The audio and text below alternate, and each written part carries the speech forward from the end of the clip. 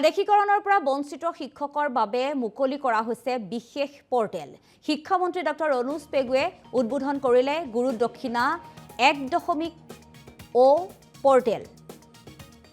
আৰু প্ৰাদেশিকৰণৰ আউটাৰ বাহিৰৰ শিক্ষকে আবেদন কৰিব পাৰিব। 2013 আৰু 2021 বৰ্ষত প্ৰাদেশিকৃত নোহোৱাসকলে আবেদন কৰিব পাৰিব। পূৰ্বে আবেদন কৰা শিক্ষকে নতুনকৈ কৰিব নালাগে আবেদন, যাৰ বাবে গুৰু দক্ষিণা 1.0 পৰ্টেল মুকলি কৰিছে শিক্ষামন্ত্ৰী ডক্টৰ অনুজ পেগুৱে।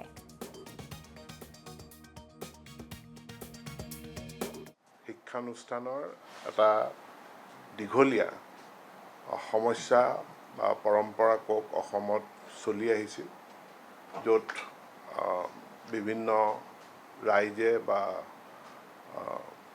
নিবনুৱা যুৱক যুৱতীয়ে কেতিয়াবা শিক্ষিত যুৱক যুৱতী তেওঁলোকে শিক্ষানুষ্ঠান আৰম্ভ কৰে আৰু এটা সময়ত সেই শিক্ষানুষ্ঠানক অসম চৰকাৰে প্ৰাদেশিকীকৰণ কৰে। ইয়াৰ শেহতীয়া দুটা প্ৰাদেশিকৰণ যিকেইটা খুব উল্লেখযোগ্য, সেই প্ৰাদেশিকৰণ এটা হৈছিল 2011 চনৰ আইনৰ ভিত্তিত 13 চনত আৰু আনটো প্ৰাদেশিকৰণ হৈছিল 2017 চনৰ আইনৰ ভিত্তিত 2021 চনত। কিন্তু দেখা গ'ল এই দুয়োটা প্ৰাদেশিকৰণৰ পাছত বহু সংখ্যক শিক্ষক শিক্ষয়িত্ৰী ভেঞ্চাৰ স্কুলৰ তেওঁলোক চৰকাৰখনৰ ওচৰলৈ আহে আৰু তেওঁলোকে কয় যে তেওঁলোক প্ৰাদেশিকৰণ যদিও বিদ্যালয়খনৰ প্ৰাদেশিকৰণ হ'ল, তেওঁলোক থাকি গ'ল, অৰ্থাৎ তেওঁলোকৰ সেৱাখিনি ছাৰ্ভিচখিনি প্ৰাদেশিকৰণ নহ'ল। বহু শিক্ষানুষ্ঠান আমাৰ ওচৰলৈ আহে যিসকলে কয় যে তেওঁলোকৰ শিক্ষানুষ্ঠানটো প্ৰাদেশিকৰণৰ আওতাৰ ভিতৰলৈ নাহিল। ইয়াৰ কাৰণে ইতিমধ্যে 2025 চনত অসম চৰকাৰে প্ৰাদেশিকৰণ আইনখনৰ কিছু সংশোধন কৰি এটা প্ৰাদেশিকৰণৰ পৰ্টেল খুলি দিছে, য'ত যিসমূহ বিদ্যালয় মহাবিদ্যালয় বা এনে শিক্ষানুষ্ঠান প্ৰাদেশিকৰণ 2017 চনতো নহ'ল আৰু 2013 চনতো নহ'ল, 2021 চনতো নহ'ল, সেই প্ৰাদেশিকৰণ নোহোৱা শিক্ষানুষ্ঠানসমূহৰ পৰা পুনৰ তেওঁলোকে আবেদন কৰিব পাৰিব। কোনো মহাবিদ্যালয় বা আনকি হায়াৰ প্ৰাদেশিকৰণৰ পৰা বঞ্চিত শিক্ষকৰ বাবে মুকলি কৰা হৈছে বিশেষ পৰ্টেল।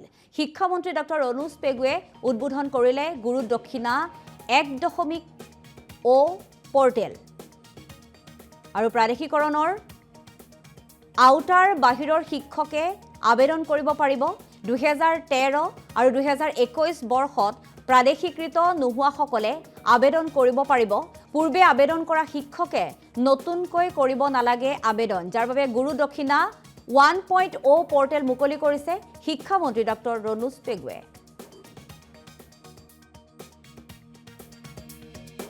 শিক্ষানুষ্ঠানৰ এটা দীঘলীয়া সমস্যা বা পৰম্পৰা কোক অসমত চলি আহিছিল, য'ত বিভিন্ন ৰাইজে বা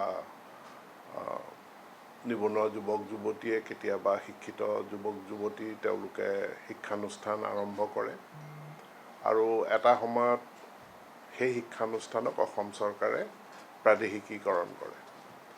ইয়াৰ শেহতীয়া দুটা প্ৰাদেশিকৰণ যিকেইটা খুব উল্লেখযোগ্য, সেই প্ৰাদেশিকৰণ এটা হৈছিল 2011 চনৰ আইনৰ ভিত্তিত 13 চনত আৰু আনটো প্ৰাদেশিকৰণ হৈছিল 2017 চনৰ আইনৰ ভিত্তিত 2021 চনত। কিন্তু দেখা গ'ল এই দুয়োটা প্ৰাদেশিকৰণৰ পাছত বহু সংখ্যক শিক্ষক শিক্ষয়িত্ৰী ভেঞ্চাৰ স্কুলৰ তেওঁলোক চৰকাৰখনৰ ওচৰলৈ আহে আৰু তেওঁলোকে কয় যে তেওঁলোক প্ৰাদেশিকৰণ যদিও বিদ্যালয়খনৰ প্ৰাদেশিকৰণ হ'ল, তেওঁলোক থাকি গ'ল, অৰ্থাৎ তেওঁলোকৰ সেৱাখিনি ছাৰ্ভিচখিনি প্ৰাদেশিকৰণ নহ'ল।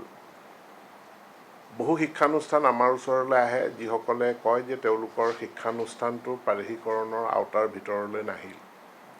ইয়াৰ কাৰণে ইতিমধ্যে 2025 চনত অসম চৰকাৰে প্ৰাদেশিকৰণ আইনখনৰ কিছু সংশোধন কৰি এটা প্ৰাদেশিকৰণৰ পৰ্টেল খুলি দিছে, য'ত যিসমূহ বিদ্যালয় মহাবিদ্যালয় বা এনে শিক্ষানুষ্ঠান প্ৰাদেশিকৰণ 2017 চনতো নহ'ল আৰু 2013 চনতো নহ'ল, 2021 চনতো নহ'ল।